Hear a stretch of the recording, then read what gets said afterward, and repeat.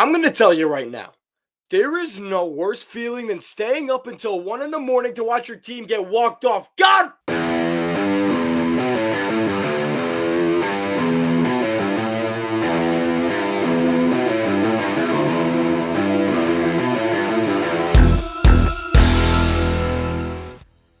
Episode 15 of the No Good Takes podcast starts right now. Jeremy cannot be here, so I'm flying solo today. Giuseppe Oliveira, pleased to be joined by you all wherever we may be. And there is plenty of news to get to before we start anything.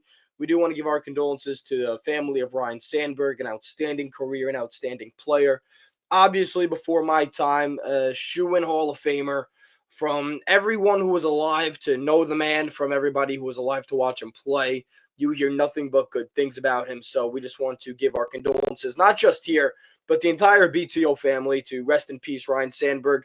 Condolences to his friends, his family, and may he rest in peace, and an outstanding player and human from everything that we have heard. So that is going to, let's give a little rest in peace there, but plenty of news to get to around the MLB, and we'll start with the New York Mets because they had themselves one hell of a game last night, and if the Mets won, I'd be calling it the game of the year, at least for the Mets. It had everything that you could have asked for.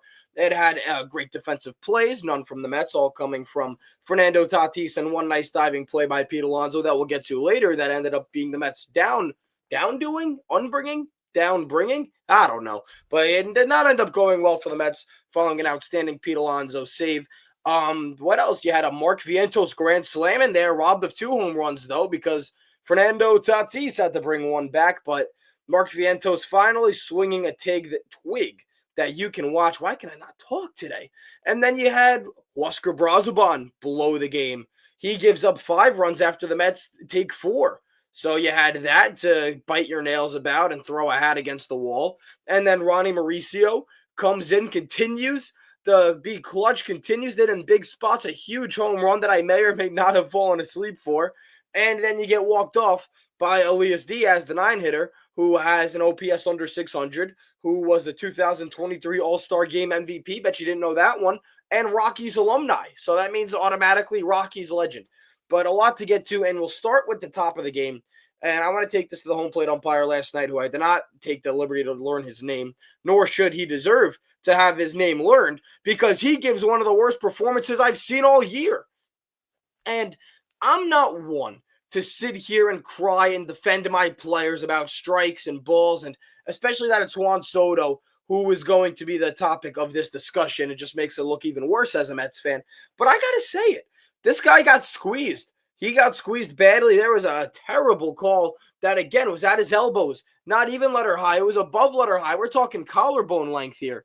And he gets rung up on strikes, and he has to look back at the umpire, and how he was looking at Soto. It was almost like, come on, say something. I threw out Mendoza. I'll throw you out too, you little pipsqueak. Shut up. And that was before he gets rung up on a call, which was borderline. And I'm going to use the same argument that I used a few weeks ago, or last week with Jeremy, where Soto takes a strike call on the outside. It's a bad call. It's a clear ball, but it's an inch off the plate. And that's the only call you got on you. And now you got to battle 2 strikes, and you get that same pitch. This one was much closer. This one did nick the edge of the plate, and yeah, it was a strike. And Soto didn't swing at it, and he's upset, and he's hot, and he's got to get held back by 4 of his guys. I don't know if he needed 4 guys to really hold him back. He wasn't that hot. So then Mendoza comes out. He takes the bullet for Soto. He gets thrown out of the game, which Mendoza must have said something pretty bad, because just from watching at home, yeah, Mendoza was upset, but he was more stern than, electric and pissed off. He just seemed like he was giving in his 2 cents.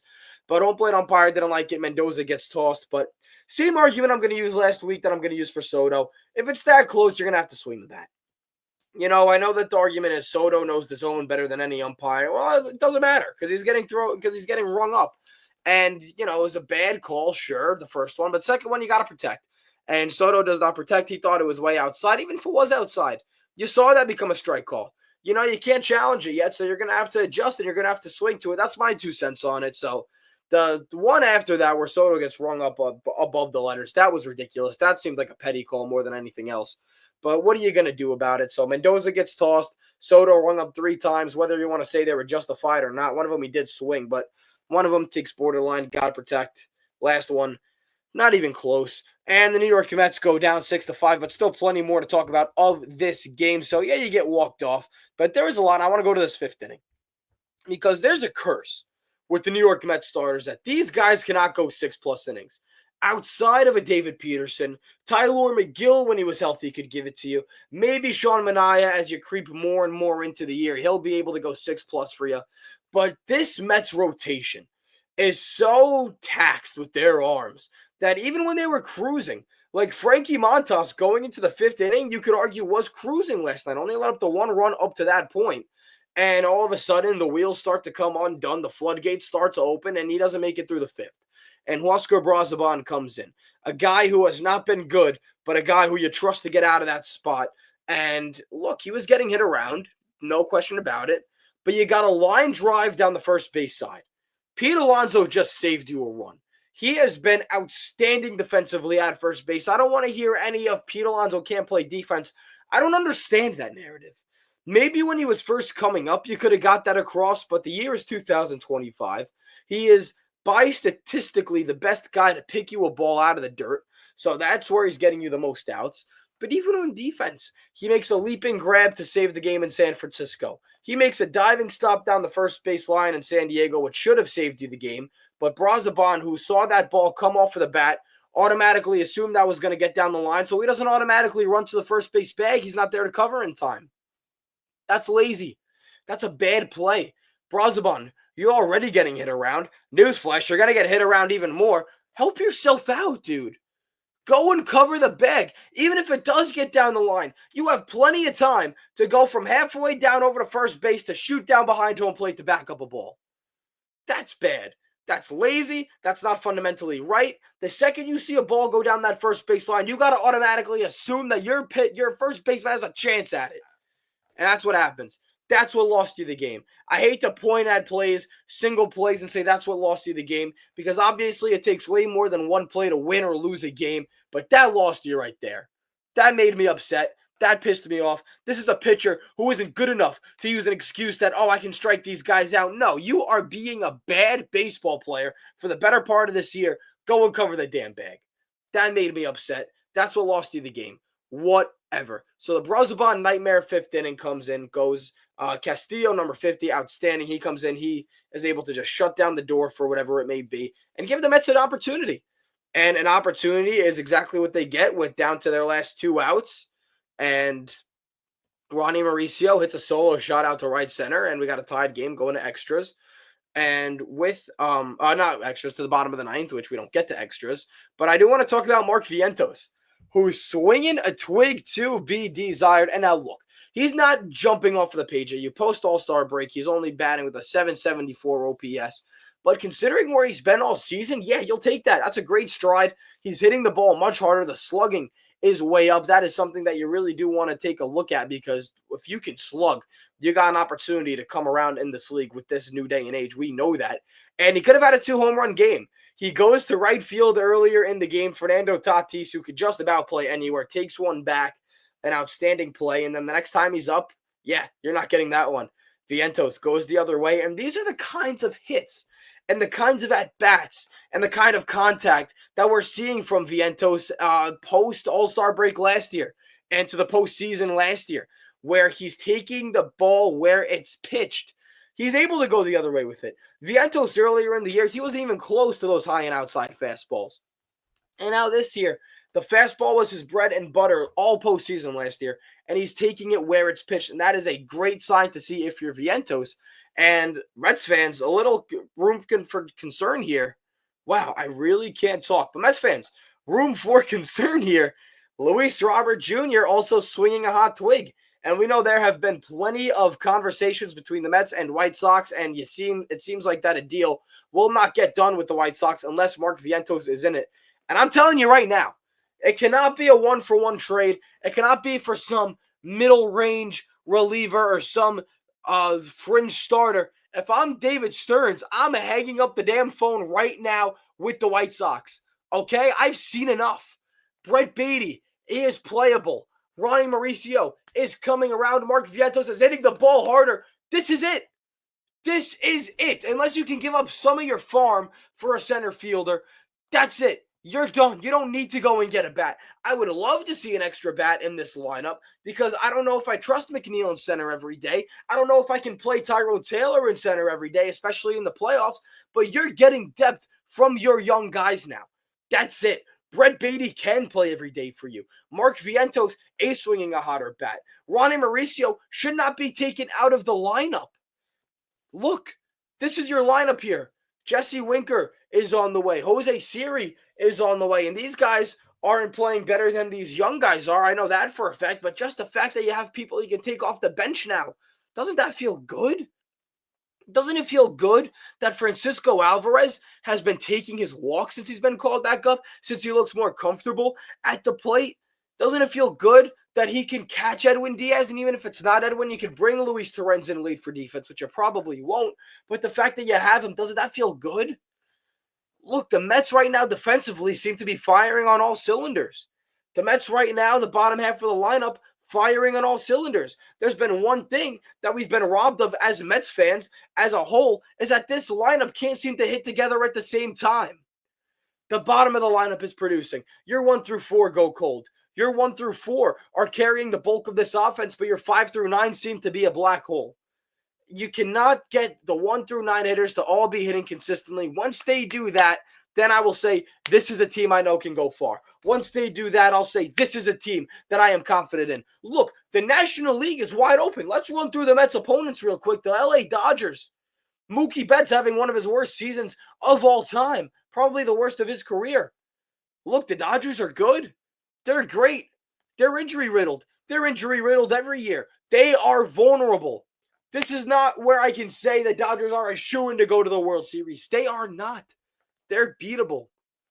And when you put into consideration that the Mets play the Dodgers one of the best ways all year, never comes easy against the Mets if you're the Dodgers. They might win a series from the Mets, but the Mets always play the Dodgers tough. You get to October, nothing's going to change. Let's talk about San Diego. They just played them. Mets are a better team than the Padres. They are. Okay? Look, San Diego is electric. They're fun.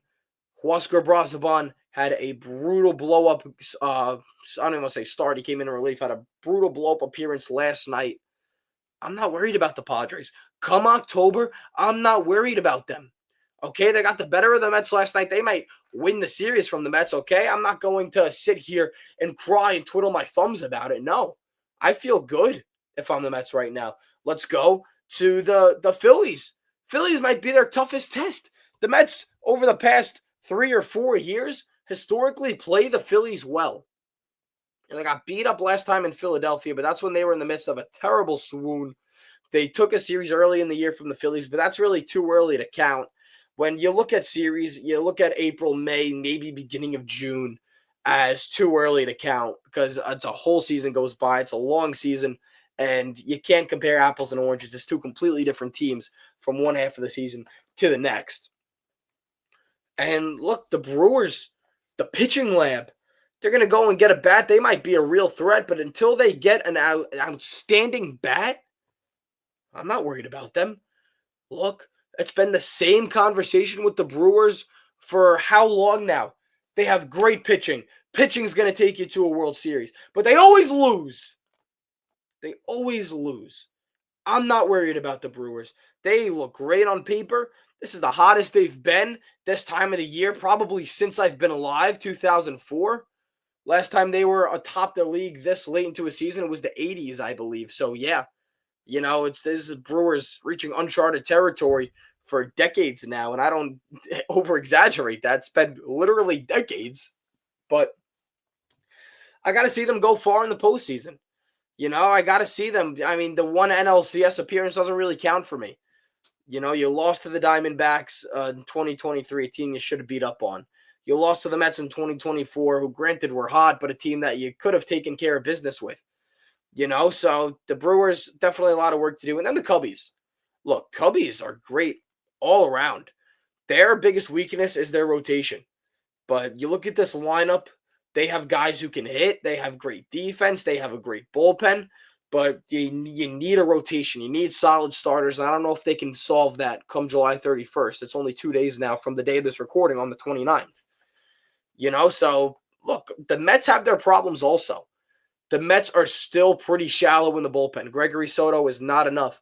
You can make the argument that the young bats are not going to be reliable enough come postseason time. But I'm just saying the National League is wide open. The Mets, it's for the taking for the Mets. But that being said, it's for the taking for about 4 or 5 other teams as well. So you need to battle if you're the Mets. But right now, on July 29th, you got to feel pretty damn good coming off of a 7-game win streak where you sit right now. All right, that's my little rant on the Mets and where they stand in the National League. Let me get to Ronnie Mauricio now, because this guy has been outstanding. I made the video about him in San Francisco, and what did I say? I said this with Jeremy on No Good Takes. I said this to my buddies. I've said it on Batter's Box at WRHU. When the postseason rolls around, Ronnie Mauricio will be a reliable bat for you. I didn't say superstar, even though he's playing one. I didn't say I want him up in clutch moments in a game, but he is going to be a guy that you can count on. If you have runners on first and second with 1 out, with 2 outs, you got a runner on second, you got to get him in. I feel good about Ronnie Mauricio. I do. I gotta look up these stats real quick. Hold on. Excuse me for the most annoying typing that you are about to hear right now, but I was looking at some of his stats the other day. I was looking at some of his splits, and if I'm not mistaken, this guy has been a phenom with runners on base, something that the Mets historically, we know, have really been struggling to do. Hold on, let me see it here. Ronnie. Here we go. Ronnie Mauricio with runner on second base, a 633 OPS. Not that good. Ronnie Mauricio with never mind. Okay, I might have to delete this out. It's the complete opposite. Ronnie Mauricio with bases empty is an OPS over 1,000. He sucks with runners on, just like the rest of the Mets. I'm sorry about that. That's on me. I'll take that. I read the stat wrong. I thought he was a phenom with runners on, but still, I'm not going to push back on my point. You didn't get me. You did not get me yet. I am still saying that, Ronnie Mauricio is going to be a clutch bat. Runners on, runners off. Down by 5, up by 5, down by 1, up by 1, tie game, whatever it may be. I feel good about Ronnie Mauricio. End of the day. I tried to overshoot my point there, but you get it. Ronnie Mauricio is going to be a good bat for the Mets when they roll around. He's been playing stellar defense at third base. Brett Beatty booted a ball over at second. It was a sliding stop, and it got under his glove, and he kneed it into the outfield, but it's a good problem to have for the Mets because Beatty can very well be your everyday second baseman running forward if Mauricio is playing too good to be taken out of the lineup, which he is. And even on days if Mauricio is out, Beatty gives you probably the best defense at third base and second base. Watching Brett Beatty from 2022 to the stint in 2023 to today, he's come a long way. Brett Beatty has come a very long way, and his comeback is one that is never going to be forgotten, at least not in recent memory. So Mets are looking good. A lot of good things to say about the Mets. Let's get some bad things, though. You got runners on first and second. Elias Diaz, who had an OPS under 600, he still does going into that at-bat to end the game. And you're in a 1-2 count on him. It's a lefty-righty matchup, so not in your favor if you're Gregory Soto.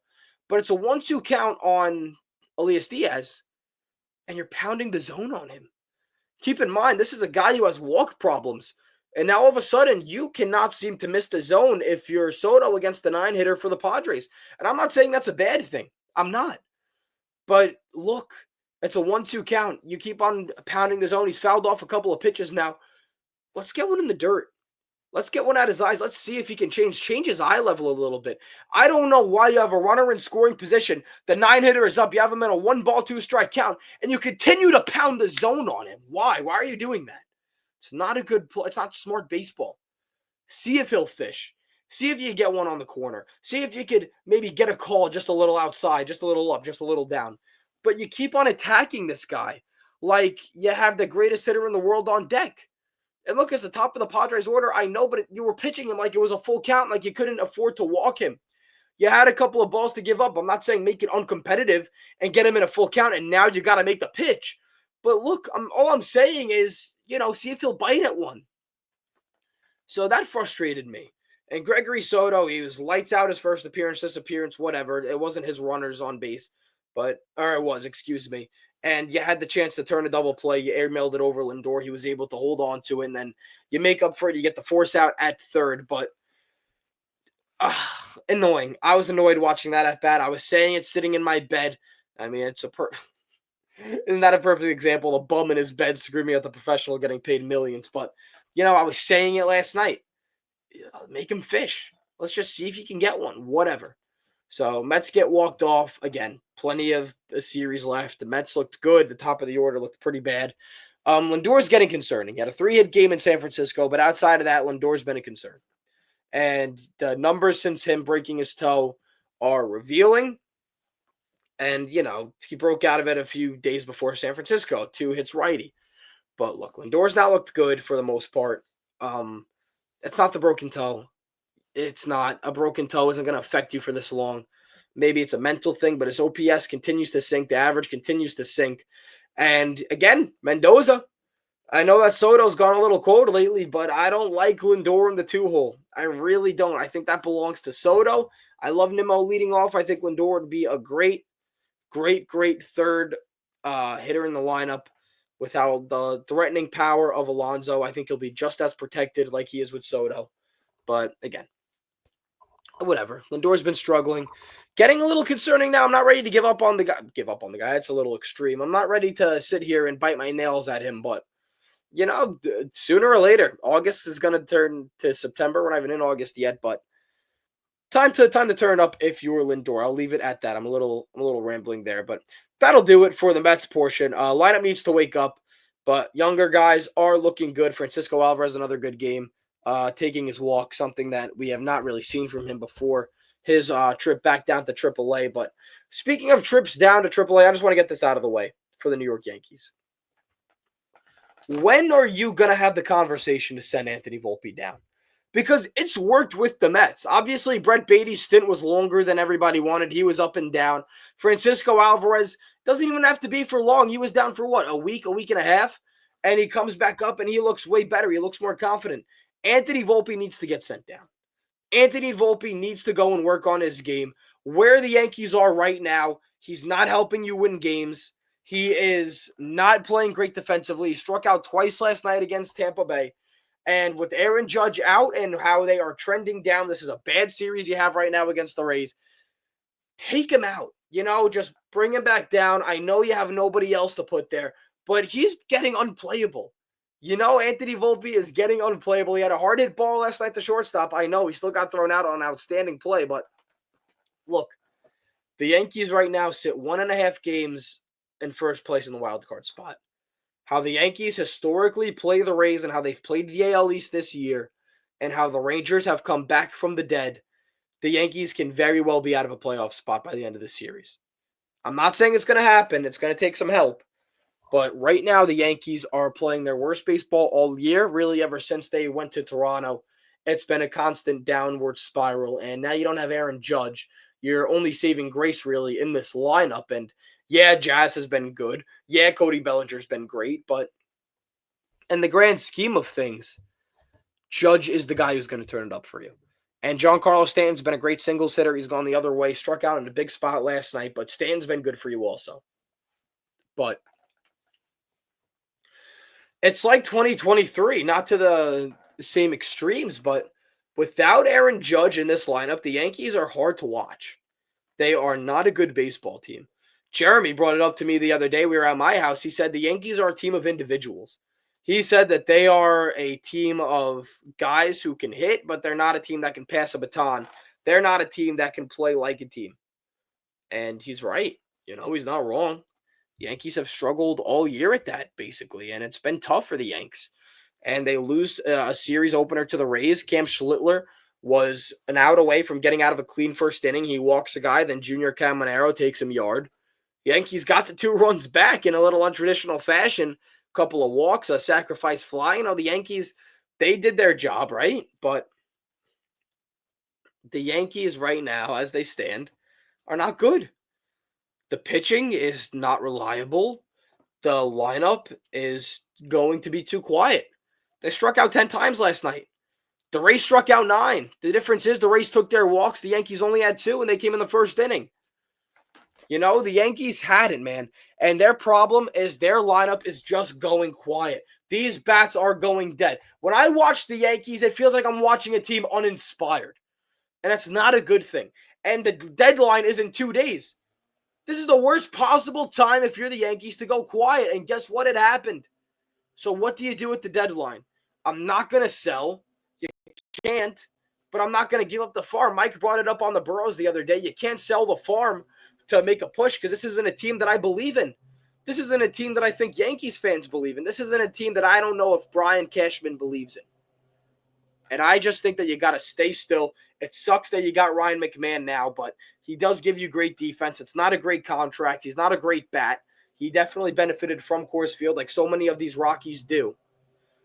But you didn't give up a lot for him. You gave up your number 8 prospect, I believe, who didn't have great numbers. So, I mean, it's not like that you bit a huge bullet on McMahon. It's thank God if you're the Yankees, you didn't go out and be uber aggressive for Eugenio Suarez. You know, you're going to look back and say, thank you, God, with how this season's been turning out. But Yankees have problems.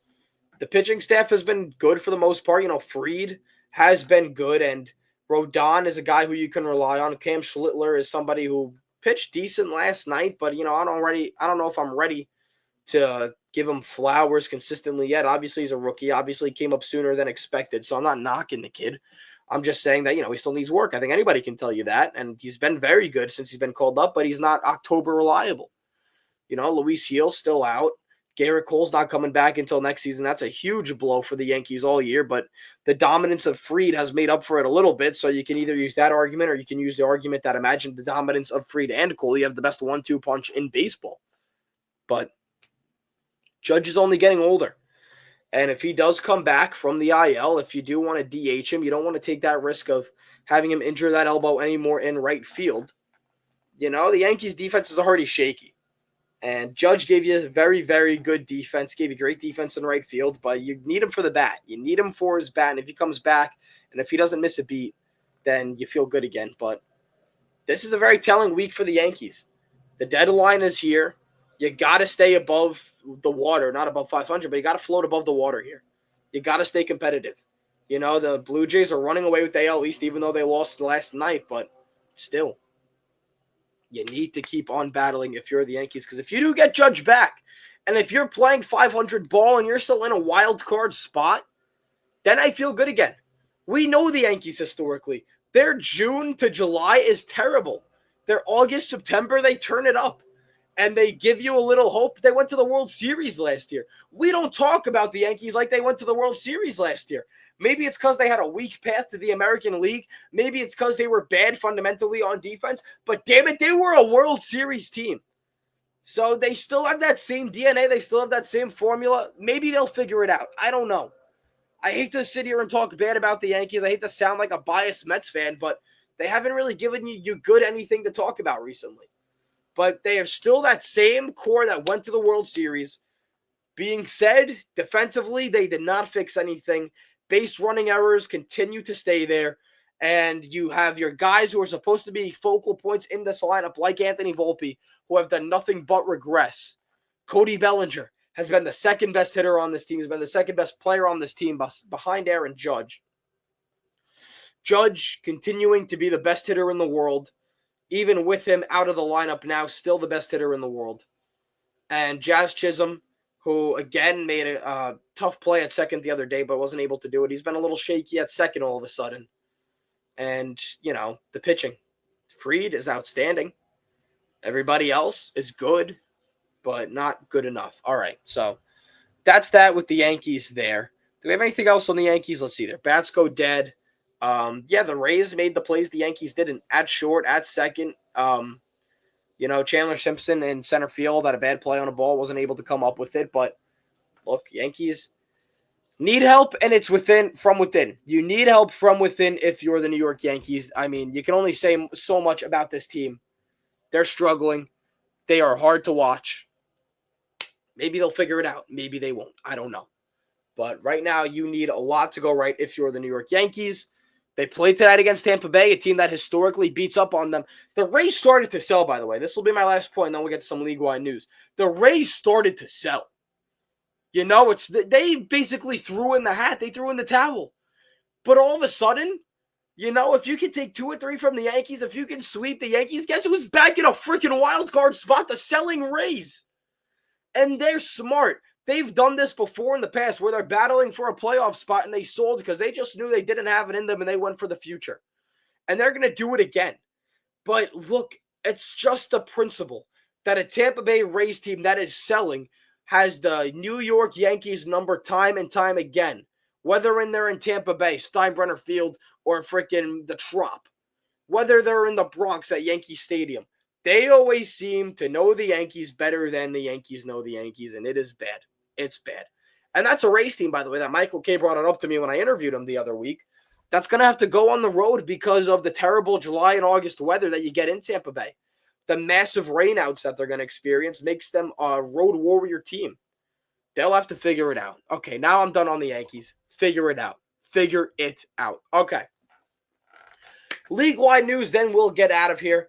This is interesting, and I heard this on the SNY broadcast the other night from Gary Cohen. This is before last night. So from the 18 games from July 27th before, the Houston Astros, in their last 18 games before last night, gave up the first run in all 18 of those games. They went 7-11 in that span. Last night, they scored in the first inning, the first time they've scored before their opposition in the first 18 games. They lost 2-1 to the Nationals, were unable to score another run. Astros are skidding, man.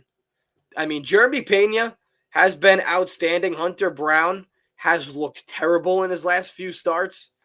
This Astros team, man, they're skidding at a bad time, and don't look now.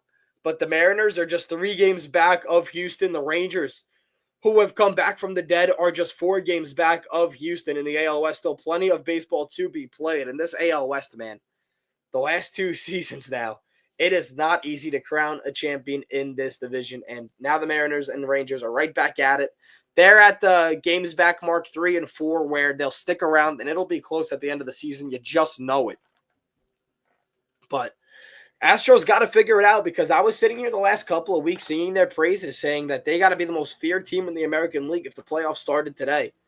But all of a sudden, they look extremely vulnerable. They look extremely beatable once more. And look, the American League all of a sudden right back to being wide open, right back to being weak. The Tigers are by far and away your favorite out of the American League, but the Blue Jays have looked really, really good. I know that Mike has been calling them frauds all season long, but right now it's pretty hard to deny them. George Springer, scary, scary helmet injury. He got hit in the head, 96 fastball. Thankfully caught the helmet, and he was down. Let's see on Twitter. I haven't seen any updates on George Springer. I'll check really quick while we're recording, see if we have any updates on George Springer, but it was a scary, scary injury. I'm grateful that it caught the helmet and not his face. Let's see here. George Springer, yeah, I mean, he walked off last night, but no news yet. There we go. No news yet on Springer. From a reporter here, George Springer is feeling better, and he's with the team, just not in Blue Jays lineup for Game 1. Okay. That is from Keegan Matheson. I don't know if he's reliable. He's got 45.9 thousand followers on X or Twitter. So, I mean, it's reliable enough for me, but says he's feeling better still with the team, so that's good. Obviously, they'll have him in concussion protocol, but if he feels good, maybe he'll play Game 2. He said Game 1, so I can only assume that they're playing a doubleheader today. Let me see here. Let's see. MLB.com, what do we got on the slate here? Yep, they got a doubleheader today, Baltimore and Toronto. In Baltimore, watch free. What's going on today? Everything's a watch free? Nice. Good stuff. Good stuff, MLB. Good on you, Manfred. And should we talk about it? Let's talk about it real quick. Speaking of Manfred. In the Phillies clubhouse, for whatever reason, I wanted to discuss the salary cap for whatever reason. He's been throwing the lockout term around a lot. And right now it's in next year they'll play 2027. They're going to have to renew some agreements.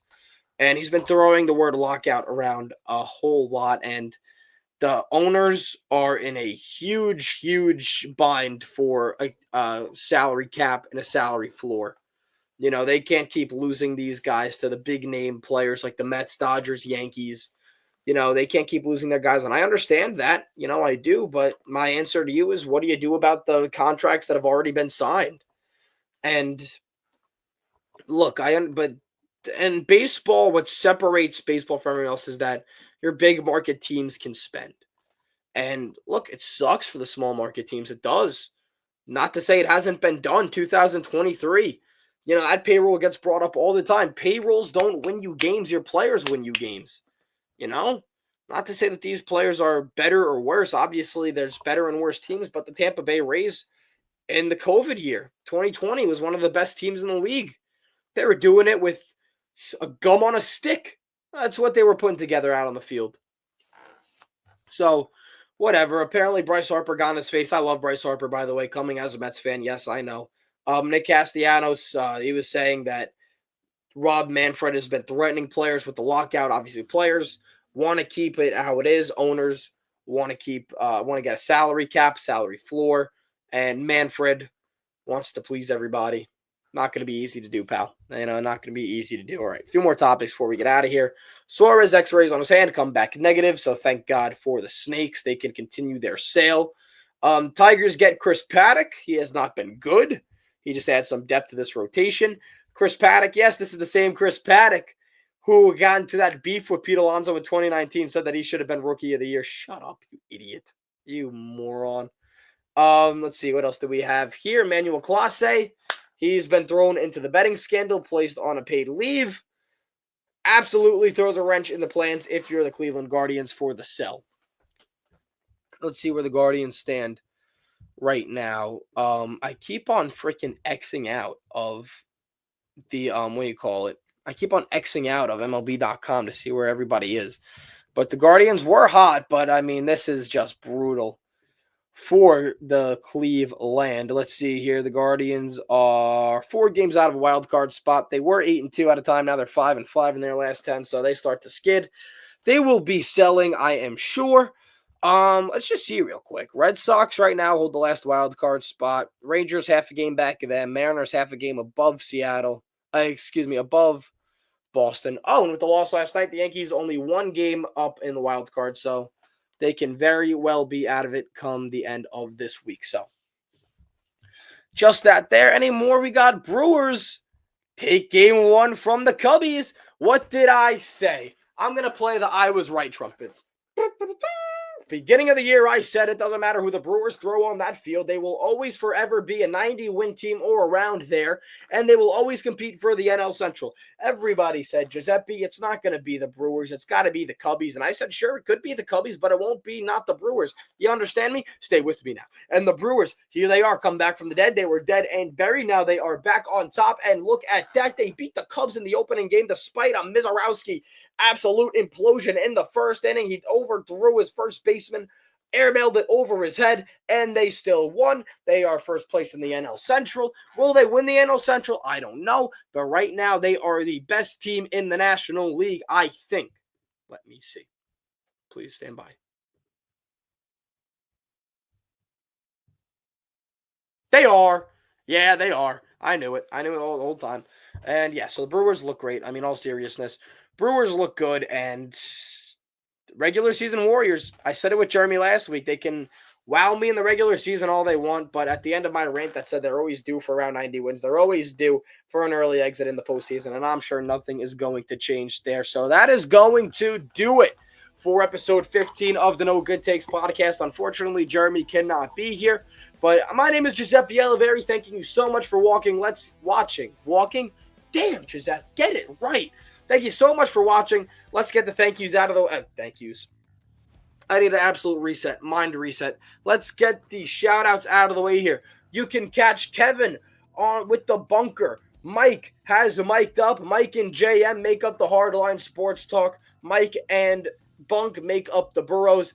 Gabe doing great things on the playbook as always. And Jeremy and I make up the No Good Takes podcast. That is 6 different BTO babies. I don't know. That was weird. I should have just shut my mouth when I had the chance. But that's going to do it here from the No Good Things podcast. Giuseppe Oliveri saying so long. Thank you so much. We'll be back Thursday. Jeremy will be back with me. Go check out everybody else. So long. Go baseball. Same time on Thursday.